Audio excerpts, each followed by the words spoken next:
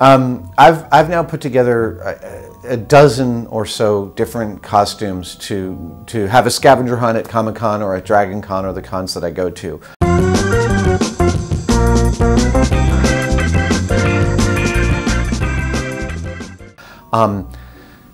The best experience in doing that was actually the least expensive and simplest costume I ever made. I made a 7-foot-tall no-face, Koniashi, from Hayao Miyazaki's film Spirited Away. And he is a lonely spirit in the film who lures people to him by giving them gold.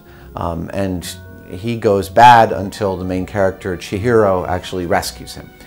So I was no-face, and I was big and scary, and you could also kind of see through me like you can in the movie. I had a clear vacuum plastic head underneath all these like yards and yards and yards of tulle and taffeta.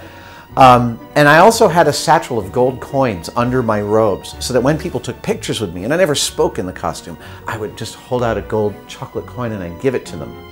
And about 20 or 30 minutes into walking the floor, I hadn't been discovered yet, but I was handing out gold coins and people were really freaking out about it because they thought it was so cool. And then somebody grabbed my hand and they put the coin back in my hand.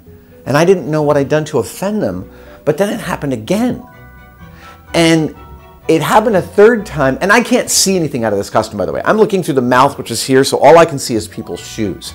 But what I realized is that it's bad luck to take gold from no-face, and that the attendees of Comic-Con and I were participating in a type of theater, and I grew up in the theater. We were participating in a type of theater that was entirely new. We were injecting ourselves into a narrative we loved, and we were taking it seriously enough that they didn't want my chocolate gold coin. And I got chills at that point, because that's beautiful. That is exactly why anybody cosplays. It's why anybody makes a prop from a film that they like. It's why often it is why we watch movies, because we are drawn into a narrative, and it's a beautiful story, and we want to be part of that narrative. That's what it is to be drawn in.